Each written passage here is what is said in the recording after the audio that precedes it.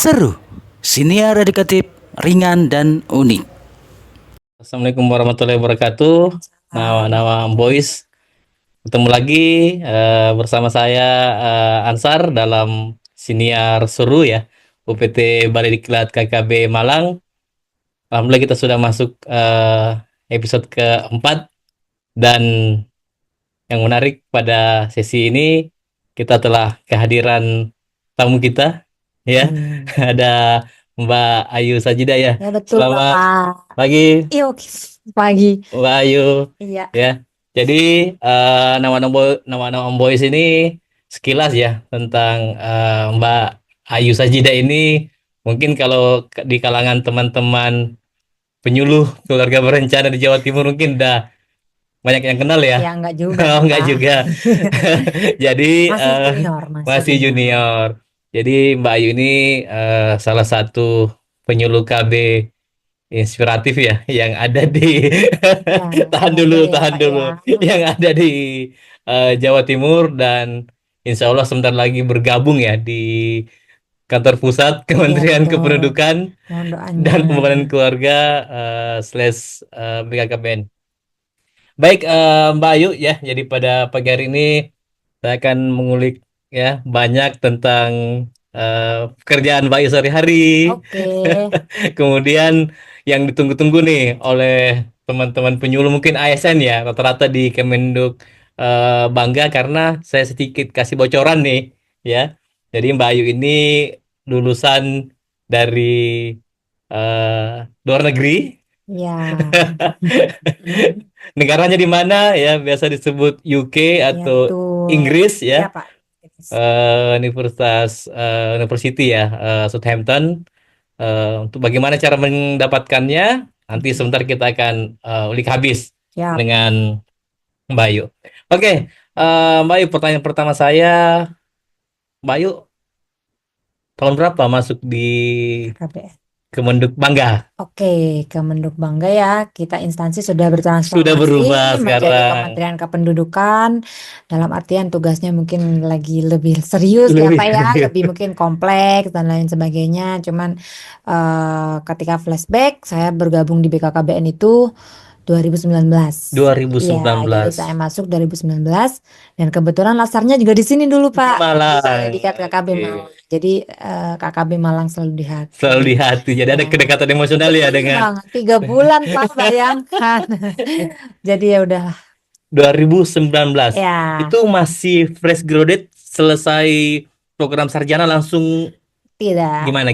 Jadi aku selesai kuliah itu 2017. Oke. Setelah itu sempat ikut beberapa riset, baik itu di skala nasional dan nasional semua, walaupun fundingnya dari luar juga. Oke. Jadi sempat ikut jadi seperti pengolah data, pengambil data, seperti riset kesehatan dasar, riset ketenaga kerjaan Indonesia saat itu di bawah naungan Kemenkes.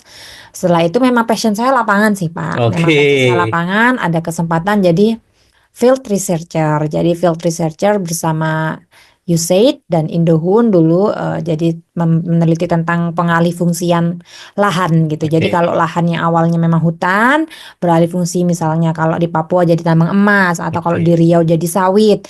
Itu ada nggak muncul problem-problem kesehatan masyarakat yang lain di situ. Sempat jadi field researcher di situ. Saya dapat di Riau, di Jadi Kepulauan memang Bengkalis. sebelum sebagai penyuluh lapangan memang suka, Iya gemar betul, ya. suka di lapangan. Suka di lapangan ya. Iya, setelah itu sempat jadi promotor kesehatan di Oke. Puskesmas.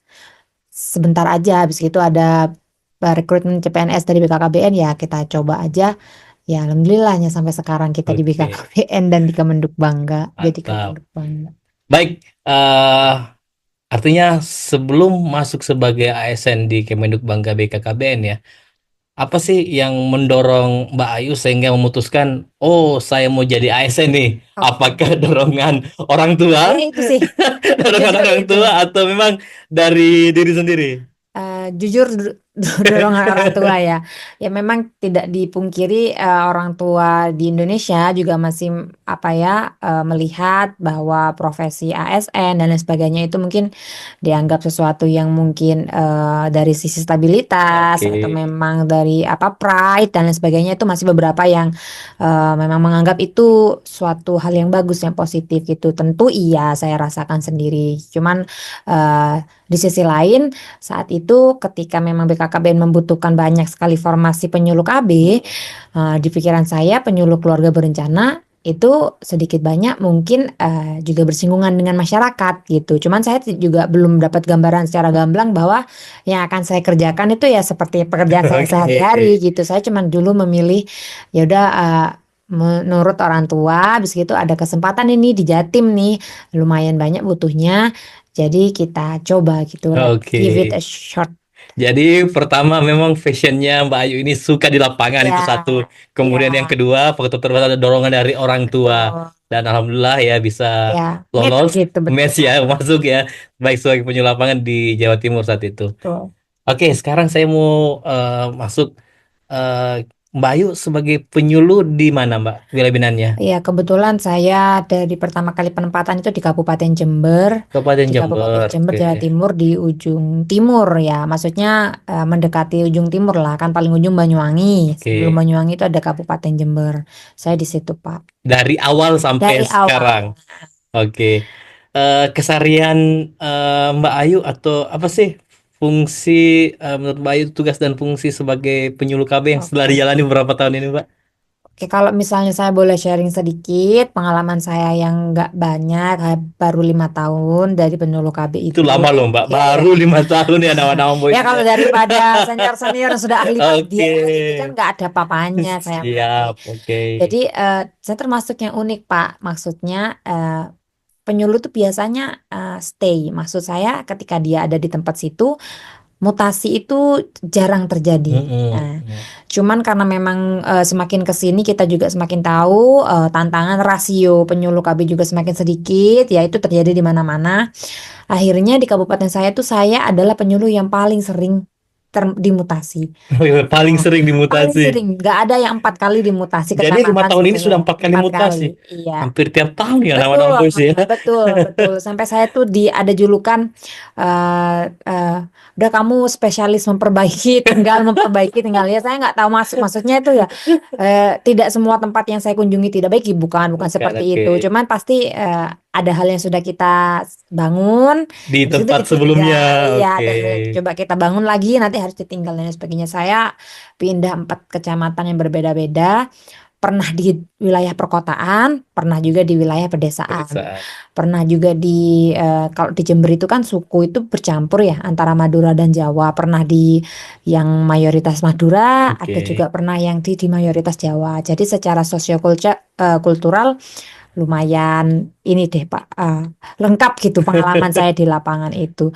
Yang dilakuin apa aja gitu. Ya kalau menurut saya berdasarkan yang selama ini kita pegang, eh, ya strateginya 10 langkah penyuluh keluarga itu 10 sudah Pak. langkah ya. Tidak ada lagi, tidak ada bukan, walaupun konteksnya tidak harus berurutan 1 sampai 10 Oke. seperti itu. Terus tergantung tiap konteks kegiatan, tiap konteks orang yang kita temui, mana dulu yang perlu kita lakukan. Tapi pada dasarnya pedomannya ya tidak lain tidak bukan 10 langkah. Itu 10 langkah penyuluh ya. sepertinya lama banget gitu. Tapi memang itu gitu yang Betul, jadi betul. senjata gitu. Kalau memang kita bisa guyup dengan warga sekitar, juga kita bisa masuk mendekati tokoh-tokoh baik formal maupun informal, dan kita juga bisa beradvokasi dengan baik, entah itu kepada organisasi yang formal atau organisasi yang berbasis masyarakat. Insya Allah program-program itu tidak ada resistensi dari masyarakat, justru diterima dan dicari seperti itu. Jadi pekerjaannya strateginya ya 10 langkah dalam melakukan apapun, baik itu menyuluh, baik itu penggerakan IMP, baik itu melaksanakan pelayanan, dan ya itu sudah penyuluhan, pelayanan, penggerakan yang biasanya kita lakukan itu gitu Pak. Oke, luar biasa. Jadi memang nama-nama voice ya. Jadi seorang penyuluh itu memang si catatan tidak boleh lepas ya. Ya, Dari 10 langkah penyuluh, mm-mm. apalagi pendekatan tokoh Ya formal, pendekatan tokoh betul, informal, kita kalau nggak benar, disambut baik ya, benar.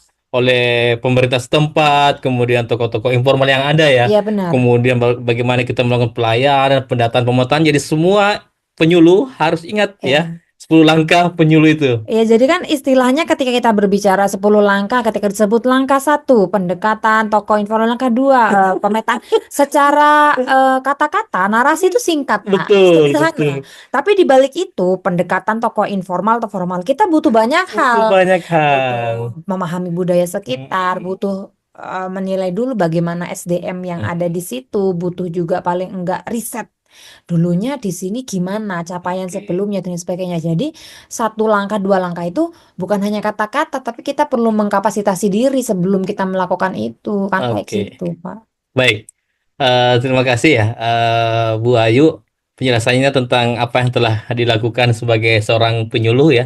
Sekarang kita melangkah nih ke sesi pendidikan ya Oke. dari dari Bu Ayu. Jadi Bu Ayu 2019 sebagai CPNS ya Mm-mm. di Kemenduk Bangga. Betul. Kemudian tahun berapa Nah, Mbak Ayu memutuskan saya mau sekolah nih, saya mau cari beasiswa. Mungkin awan-awan boys yang ada di luar sana mungkin banyak yang mau mengikuti boleh banget. jejak langkah Ya, dari Mbak Ayu ya, tapi nggak tahu caranya. bingung Mungkin gitu. lewat ini kita bisa Boleh. eh, Mbak Ayu bisa sharing ya, langkah-langkah yang dilakukan bisa tembus sampai ke Inggris ya. Ya, Kira-kira tahun berapa dan apa motivasi dari Mbak Ayu untuk mencari ya. beasiswa? Oke, saya rasa dengan keterbukaan informasi seperti zaman sekarang itu bukan sebuah ketidakmungkinan gitu ya Pak. Oke, Kita bisa mencapai atau meraih mimpi apapun, mimpi teman-teman anak boys dimanapun, mau kemanapun, itu bukan suatu kemustahilan. Yang penting ada step yang kita ambil, step awal. Setelah bingung, sudah kita nanti aku mau sharing, ada step setelahnya. Ya, oke, tidak hanya berhenti di sharing, catat-catat, timelinenya selesai, tapi tidak pernah tereksekusi. Itu untuk oke, apa namanya prolog awal. Cuman kalau kita flashback lagi, dulu itu peraturannya 2019 itu kan saya baru masuk ya Pak, oke, CPNS. CPNS Hmm, 1 tahun, harus minimal setahun CPNS, setahun PNS baru boleh mengajukan tugas belajar. oke. Tapi sejak kapan saya ada intensi untuk lanjut sekolah, apalagi ke luar negeri? Sejujurnya sebelum gabung BKKBN saya sudah ada. Oh, sebelum Sebelum saya BKKBN, tes di sebelum Kemenduk Bangga, BKKBN, sudah ada pikiran. iya, Oke. dari saya masih S1 sih sebenarnya Pak. Saya sering ikut apa namanya expo di exhibition Hmm, di kampus-kampus luar dan sebagainya. Ketika dia lagi datang ke Indonesia, ikut event-eventnya IDP misalnya kayak gitu. Jadi sebut merek nggak apa-apa. Tapi itu yang saya lakukan dari awal. Dan saya dulu bilang ke orang tua, iya ya aku coba ngikutin saran ibu bapak. Tapi nanti aku mau sekolah loh. Iya nggak apa-apa. Sekarang itu boleh kok ASN itu hmm. sekolah. Seperti itu saya dulu ya adem-ademin ibaratnya kayak gitu. Alhamdulillahnya gayung bersambut. Mungkin karena orang tua ridho juga ya Pak ya. Hmm, BKKBN luar biasa. Saya berada di instansi ini adalah instansi yang betul-betul memfasilitasi pegawainya, ASN-nya dalam meraih apapun yang dia mau gitu. Nggak pernah ada ditahan-tahan atau bikin persulit persulit nah ya. dan lain Oke. sebagainya itu justru semuanya ada fasilitasi Pak di Dipermudah ya, BKKBN ini. dipermudah. Oke. Dipermudah dulu ada namanya Pulin ya, di Pulin itu yang lalu Hmm, lintas internasional tuh kerjasama itu juga sangat membuka apa ya apa namanya peluang sebesar-besarnya terhadap seluruh ASN yang memang satu mau meningkatkan bahasa, dua mau juga tahu beasiswa-beasiswa apa nih yang tahun ini lagi ongoing, lagi buka dan sebagainya. Dengan adanya wadah itu, justru saya pribadi jadi makin terbantu hmm. mempersiapkan segalanya yang ada di sini. Jadi kalau memang mulainya kapan, sebenarnya sebelum gabung ASN BKKBN juga saya sudah punya intensi tinggi untuk belajar Oke, lagi dan negara tujuannya memang UK saat oke, itu. Nah, mulainya ya Pak ya, tadi sharingnya gimana kayak gitu. Kalau mulainya, jadi kalau kita berbicara beasiswa, berbicara sekolah di luar negeri, itu dua komponen yang berbeda. Dapat kampus sama dapat pembiayaan untuk di kampus atau oke, beasiswa. Nah, itu tiap-tiap orang ya sebenarnya teman-teman tuh persiapan perjalanannya itu beda-beda. Boleh teman-teman mau menyiapkan kampusnya dulu. Aku mau nyiapin kampus, daftar kampus. Baru setelah nanti daftar kampus, baru aku cari dukungan dana. Itu bisa kayak gitu. Hmm, Ada yang saya tes beasiswa dulu. Nah, tes beasiswa dulu sampai diikuti tahap-tahapannya sampai dapat beasiswa, baru belakangan nanti aku cari kampus karena aku sudah dapat funding gitu. Kalau saya pribadi simultan. Nah, Mencari dua-duanya bersama beasiswa sama sambil cari mencari kampus. kampus. Nah, karena Oke. saat itu kalau kita ingat COVID-19. Oh, Jadi 2019 memang COVID itu 2020 di ya. satu sisi dia hantu bagi semua orang ya Pak, ya. Tapi di satu sisi dia juga berkah buat saya. Karena kita kan WFO ya, WFH, WFH ya, WFH, work from home ya. work from home, dan itu juga kegiatan lapangan juga pasti secara otomatis drastis kuantitas menurun. Tidak boleh Betul. melakukan pertemuan secara banyak orang. Oke. Ya nggak boleh kan kita Iya dulu Pak dikurangi ya, lockdown malah kan betul nggak betul boleh betul. malah dan lain sebagainya. Jadi itu saya gunakan momen-momen itu Hmm, kan itu panjang sekali 1 tahun 2 tahun betul. 1 2 tahun jalan lah ya. Itu saya persiapkan diri semuanya. Jadi saya simultan barengan itu. Jadi saya daftar beasiswa, saya daftar 2 beasiswa sebenarnya, Ya Chevening kita dan LPDP. sedikit kerucutkan beasiswa yang Ya, Mbak Ayu oh ya, pilih atau yang Mbak Ayu sasar itu apa? apa?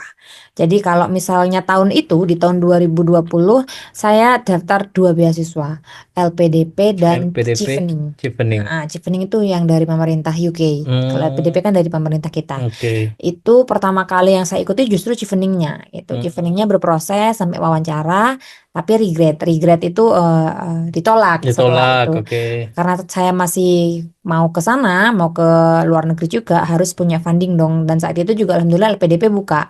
Karena sebenarnya provider beasiswa itu syarat antar satu provider dan provider lainnya itu mirip-mirip, Pak. Mirip-mirip, Hmm, dia mau lihat ada keinginan yang kuat dari pelamarnya, ada kayak silver lining yang jelas gitu. Dia ini minatnya di mana, kerjanya apa, masa lalunya ngapain, ke depan mau ngapain, kontribusi yang bisa diberikan oke. ngapain, itu harus jelas. Pasti semuanya itu melihat itu, walaupun beda-beda lah formnya. Ada yang namanya essay 500 kata dalam tiap-tiap segmen, misalnya ada yang udah langsung jadi satu, yang penting coherence-nya ada. Tapi sebenarnya dia melihat itu dari kita, kesiapan kita. Jadi kalau misalnya saya boleh sharing, orang yang dapat beasiswa itu sebenarnya orang yang siap. Kalau yang masih FOMO, coba-coba, belum tahu, belum mengenali sendiri padahal dirinya ini, aku nih yakin apa belum mau sekolah, apa Hmm, cuman coba-coba, apa aku sebenarnya ngukur doang kemampuan. Nah, itu oke. kelihatan pasti nanti kan. Baik itu di penulisan esainya, baik saat wawancara dan lain sebagainya itu.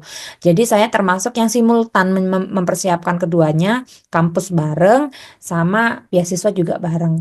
Yang mana sebelum itu semua bisa mulai, pintu pertamanya golden ticketnya adalah bahasa Bahasa. bahasa Oke. bahasa Inggris lebih tepatnya karena saya ke sana Oke, gitu. jadi sedikit ya, saya simpulkan Nawang Boys. Jadi yang pertama itu adalah memang kita jangan coba-coba ya, bukan untuk coba-coba, tapi memang harus menyiapkan diri kita. Iya Kita betul. harus memiliki keyakinan bahwasanya kita sudah siap ya untuk mempersiapkan segala Hmm. sesuatunya, baru kita mencoba Iya, ya, mencoba dan ya itu jangan takut gagal. iya Tadi betul. sudah disebutkan oleh Mbak Ayu, pertama di Chevening Iya gagal. ya gagal, Lanjut tapi ya LPDP, di tertutup jalan yang satu ada jalan lain yang terbuka melalui LPDP. LPDP. Oke, selanjutnya jadi kamu Mbak Ayu ini ketika kan jalan dua nih, Ya, mempersiapkan beasiswa. beasiswa dan juga mempersiapkan kampusnya. Mm-mm. Jadi memang Mbak Ayu ketika mendaftar beasiswa sudah ada LOI dari kampus atau gimana? Yang awal saat Chevening belum. Hmm, Tapi sudah ada rencana saya mau ke kampus mana. Cuman saya belum oke, dapat offer, belum dapat letter of acceptance. oke, Kalau Chevening nggak apa-apa, LPDP juga nggak apa-apa. iya LPDP kan benar, ada jalur yang bisa menyertakan LOA, ada yang tanpa LOA juga bisa oke. itu. Entah ya kalau misalnya tiap tahun ada perubahan dan lain sebagainya. Cuman saat Hmm. saya itu waktu itu juga dulu bisa. Balik ke persiapan itu tadi ya Pak, persiapan itu benar-benar harus matang. Mungkin kalau saya boleh sharing, saya dulu sempat deactivate akun Instagram.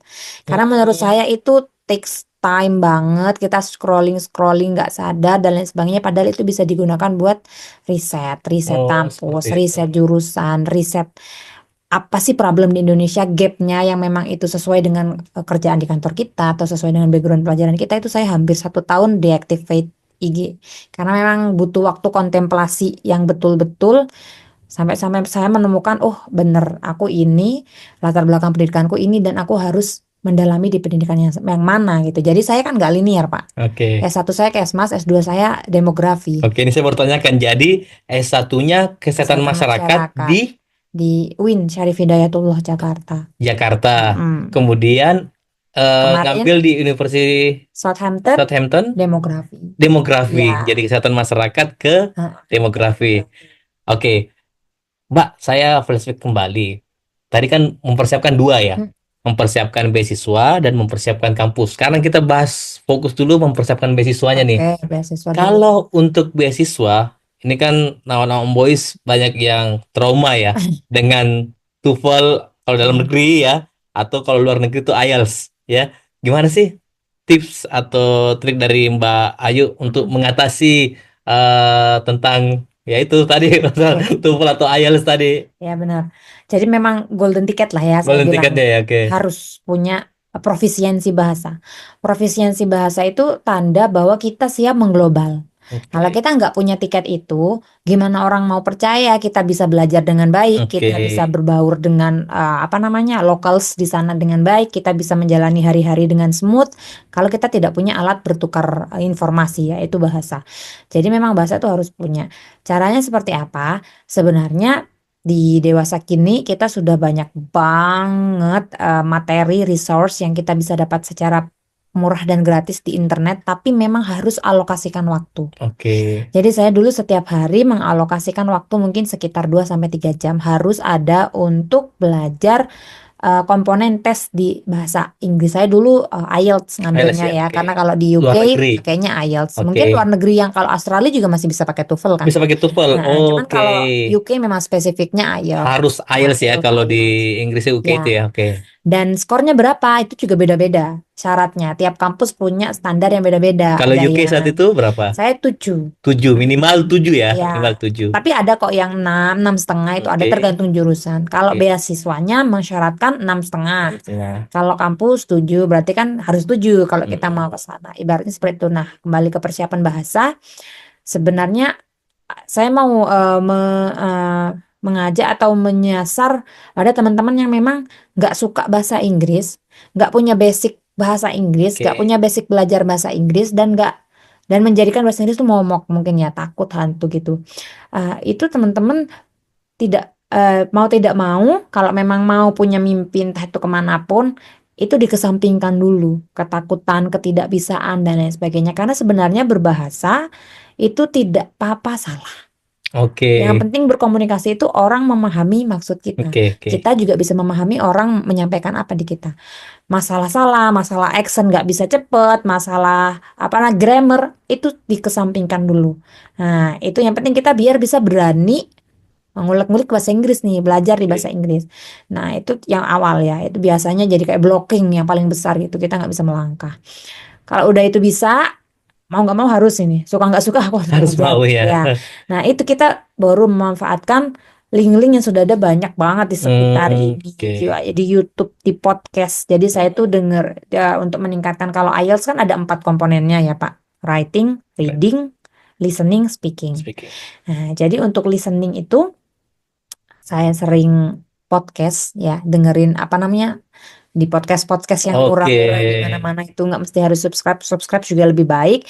Itu banyak banget podcast-podcast yang memang dia tuh melatih ini kita, pendengaran Pendengaran kita, kita. juga Oke. cara speaking orang sana ngomong asli itu seperti apa. Contohnya aja BBC London itu contoh ada paling sederhananya dia sudah mulai dari tema yang paling sederhana sampai pembahasan yang rumit di tingkat global misalnya politik atau geopolitik dan sebagainya itu ada semuanya di situ. Cuman itu harus dilatih.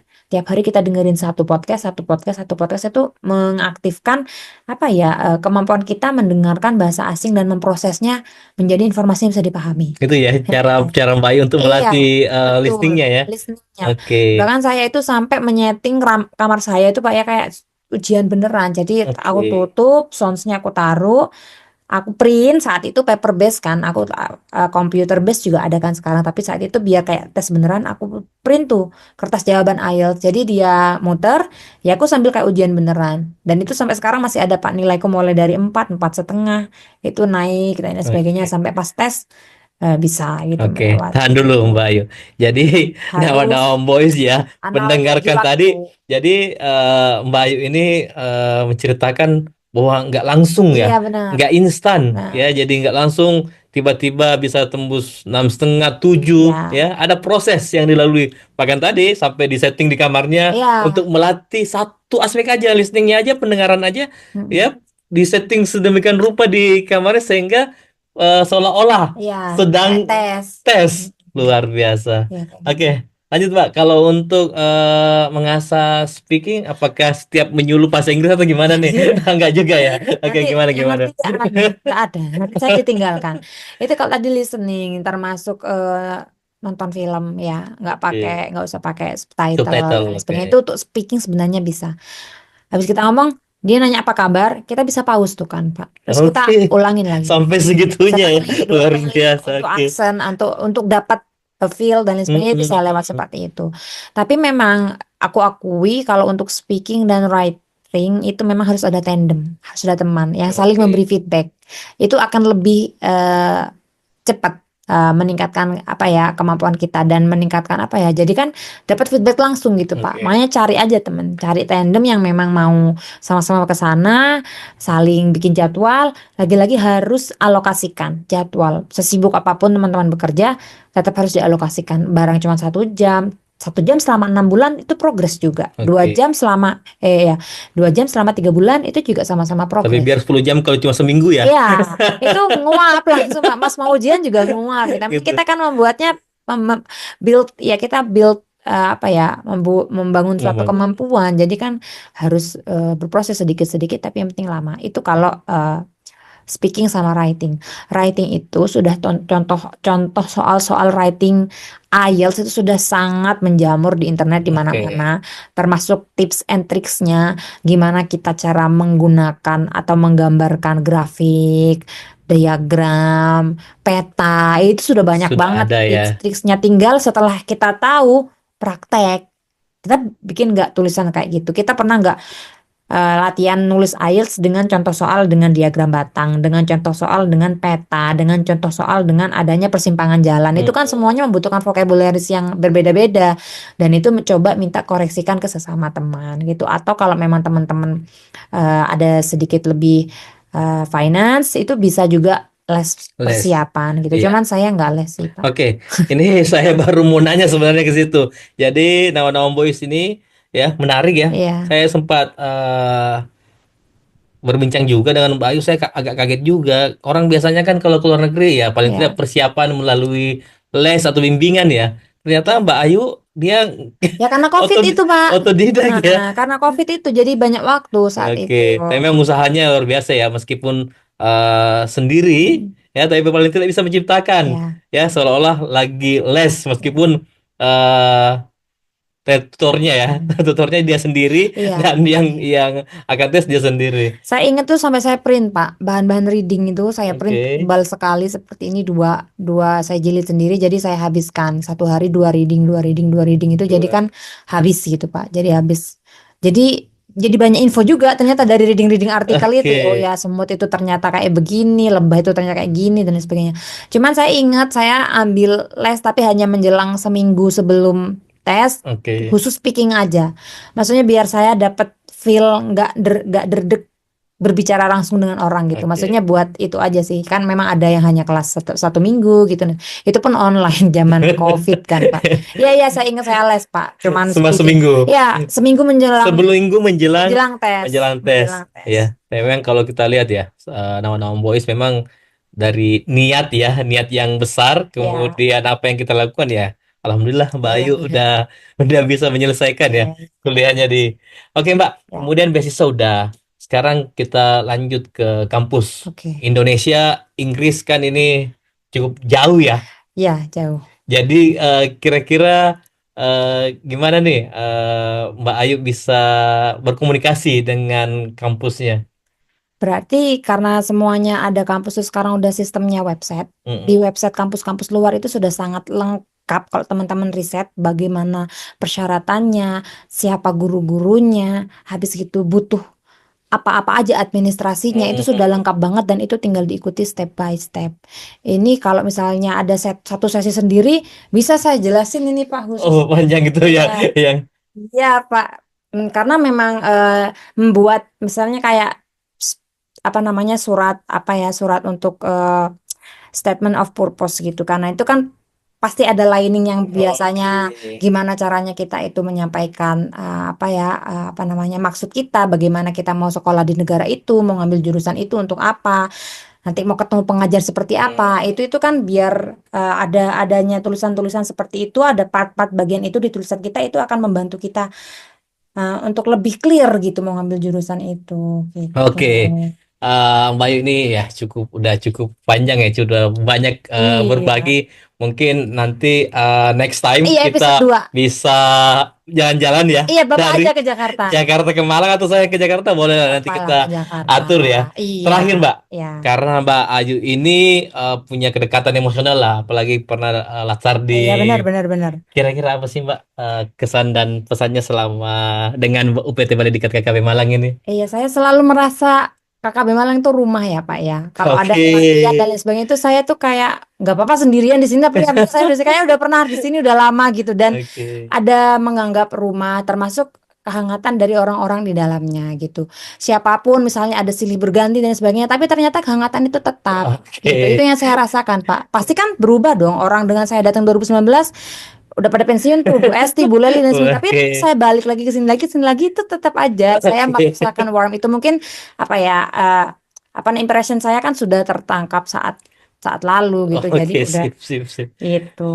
Oke, satu kata untuk UPT Bali KKB Malang. Oh iya untuk PT Balai Diklat KKB Malang sukses selalu dan semoga selalu menjadi yang terbaik untuk penyedia layanan-layanan pelatihan baik itu peningkatan kompetensi teknik, kompetensi habis itu socioculture ataupun juga apa ya kalau penyuluh itu ya itu pokoknya menjadi teman penyuluh yang terbaik lah untuk meningkatkan kapasitas kami. Oke. Semangat. Oke, terima kasih ya, Mbak Ayu. Iya, Jadi sama-sama ya, nama-nama Pak. Boys kita nanti ke depan ya, mungkin kita akan lanjutkan lagi episode dengan Mbak Ayu bercerita banyak, terutama kegiatan-kegiatan selama Mm-mm. kuliah Iya betul di itu Suteto belum itu sempat lagi itu itu. banyak ya, banyak Iya, yang akan banyak itu. dibagikan oleh Mbak Ayu ke depan. Baik, nama-nama Boys tetap stay tune terus di Siniar Seru UPT Balik KKB Malang episode berikutnya. Terima kasih. Wabillahi taufiq wal hidayah. Assalamualaikum warahmatullahi wabarakatuh. Salam warahmatullahi wabarakatuh.